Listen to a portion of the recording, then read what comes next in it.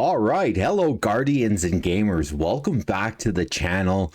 We're going to be going over what to expect for a brand new Arc Hunter build and why I've chosen the Arc Hunter build going into Season of the Deep.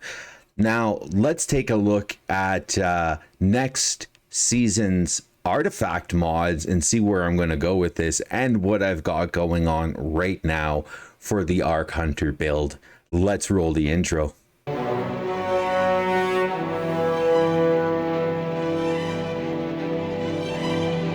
Eyes up, Guardian. So let's go over what we're going to be expecting for next season on these artifact mods.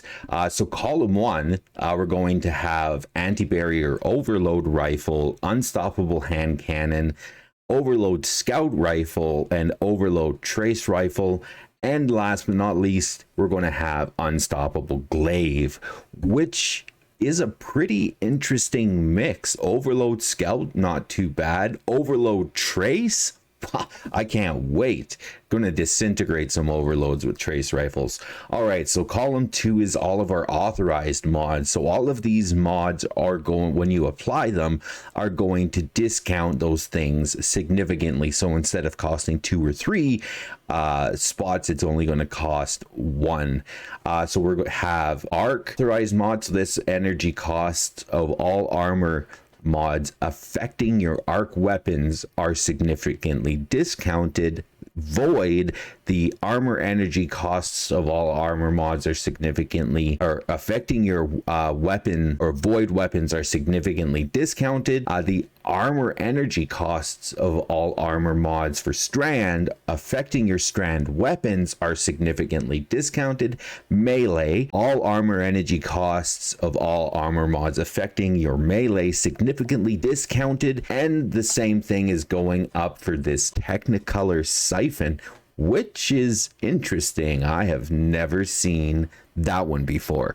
All right, so moving on into column 3, we're going to have improved unraveling, so increases the amount of damage dealt by unraveling a target. Deeper origin, so greatly improves the benefit provided by unsated hunger, nanotech tracer rockets, harmonic resonance, and noble deeds traits. As always, you can apply these for the weapons to get that little bit of boost for those different weapons with that perk. Unto the breach, so defeating a void debuffed target creates a void breach while your void subclass is equipped.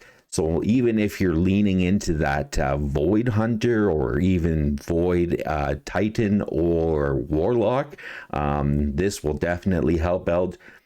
Electric armor, so stay amplified longer while your arc subclass is equipped. So this will definitely be one of the ones that I will be applying for my Arc Hunter build. Thunderous retort, so grants bonus arc super damage if cast while critically wounded or while amplified. Lasts until the end of the super activation. So that is going to work out perfectly. Hopefully we can figure out some different ways, whether it's doing some finishers to get amplified, or a few different ways that we can get amplified.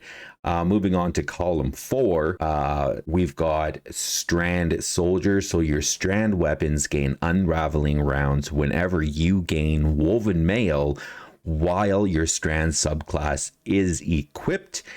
Overcharged armory, so weapons with the unsated hunger, nanotech tracer rockets, harmonic resistance, and noble deeds traits are always overcharged weapons for you when that modifier is active.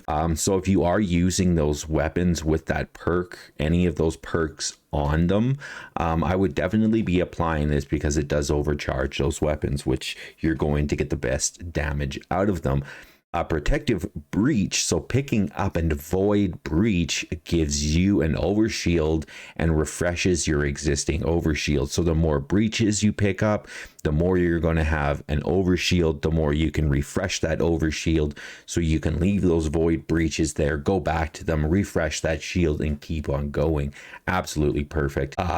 counter charge, so gain a stack of armor charge when you stun a champion. This is going to come in really, really handy for a lot of that end game content when you stun those champions. Getting that other stack of armor charge, huge benefit. Amped up, gain damage resistance while amplified. Hell yeah, definitely another one I'm going to be applying to my hunter build in the new season. The fifth column, so we've got conductive cosmic needles. It absolutely blows me away what warlocks can do with that needle super. I haven't even been on my warlock to try it out yet with Strand, so absolutely perfect. So targets affected by Strand debuffs take increased damage from arc and void abilities. So if you take a look at this, if they're debuffed, so let's say somebody strings them up, that's debuffing them, they will take increased damage from both of those subclasses, arc and void.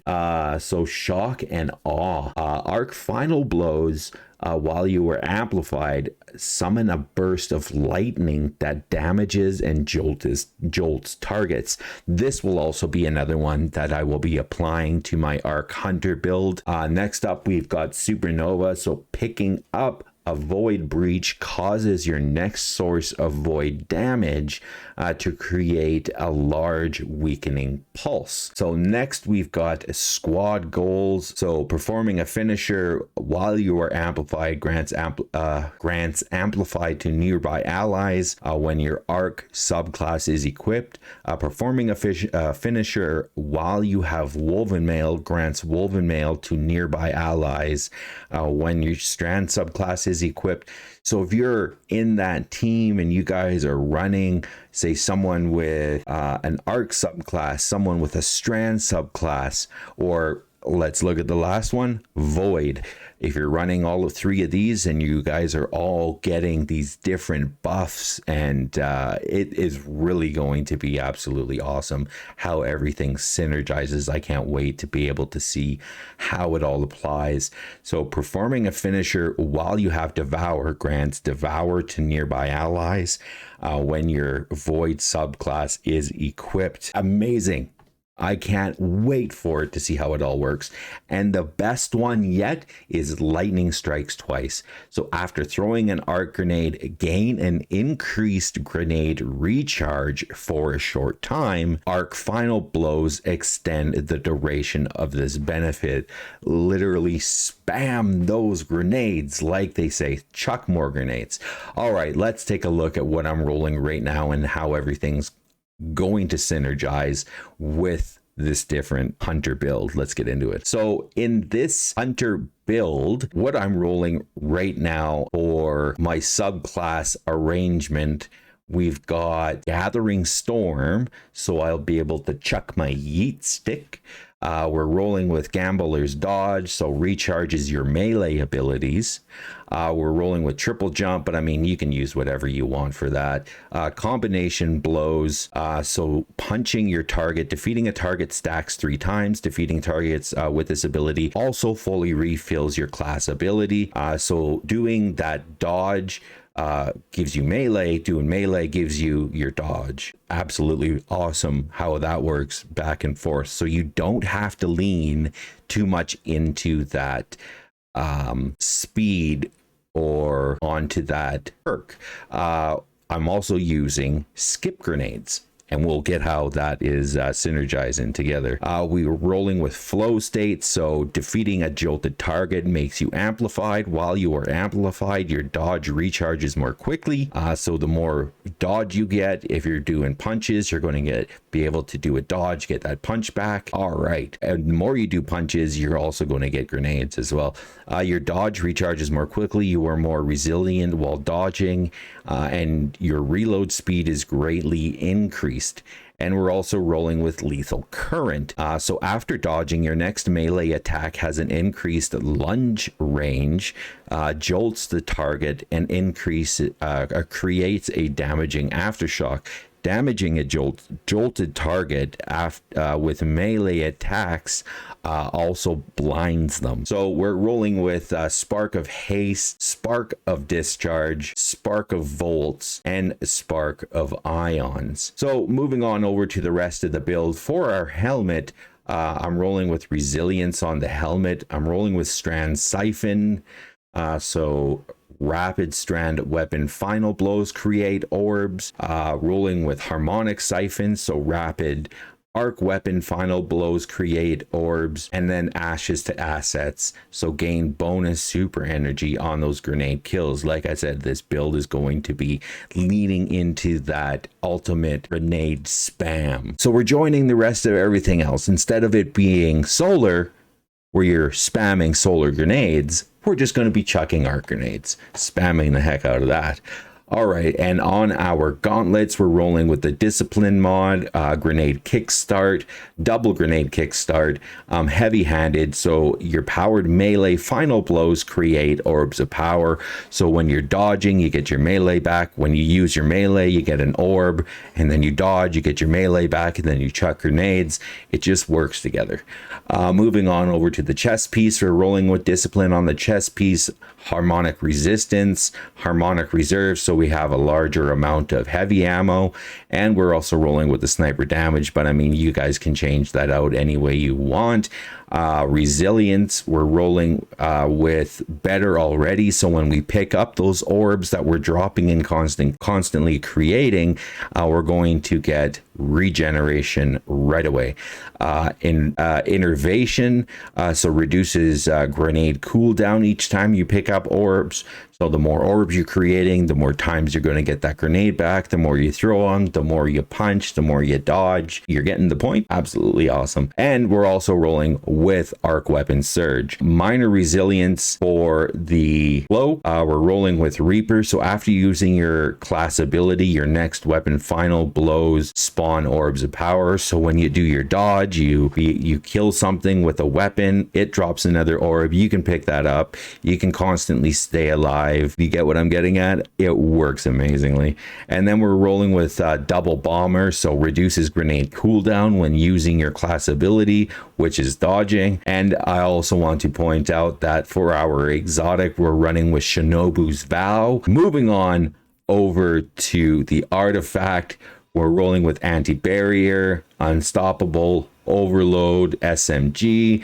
We're rolling with Authorized Strand, Authorized Void, Authorized Grenades, and Authorized Siphon. Also Shattered Orbs. So the first time you break a combatant's shield, you create an orb of power. So there's another way to create an orb. We're rolling with Untangler. So destroying a tangle with a strand weapon suspends targets damaged by the explosion. Bricks from Beyond, so you're defeating a powerful combatant with a void weapon has a chance to generate heavy ammo for you and your teammates. Allied Unraveler, so rapid final blows with strand weapons grant your weapon unraveling rounds with a longer duration than your allies. And we're also using Dreaded Blast, so destroying a tangle with a strand weapon creates a large and more damaging explosion. Why are you talking about strand weapons, you ask? Well, let's take a look at it. So moving on over to, so I'm rolling with Rufus's Fury. Now, there's a big reason that I love this weapon. Putting that reconstruction on this thing is absolutely amazing. You can stand there, not use the thing, or be using another weapon, and this thing is moving up on how much ammo you have in it. It just keeps reconstructing. I think the maximum is 128 rounds. And plus I put target lock on it. So using this thing is absolutely beautiful. Plus the way it synergizes with those different artifact mods. You'll see how that works. Try it out. We're also rolling with Dark Decider auto rifle. I got this one with Subsistence and Volt Shot on it. Volt Shot is an absolutely amazing perk. We'll take a look at the perks in a minute here. And we're also rolling with Thunderlord for our exotic heavy. let's take a quick look at how these perks are on the weapon. So Thunderlord, so Rain of Havoc. So final blows with this weapon generate stunning lightning strikes from above. It's also strong against stunning overload champions, and it has lightning round. So this weapon fires faster and more accurately the longer the trigger is held. Continuous damage generates stunning lightning strikes. Plus, if you add the catalyst to it, you can hold the trigger indefinitely and not reload, which is absolutely awesome. The damage with a whole group of or whole fire team, whether it's in a raid against a boss, this thing can put out a ton of damage. Armor piercing rounds, polygonal rifling, and feeding frenzy. This thing is heaven.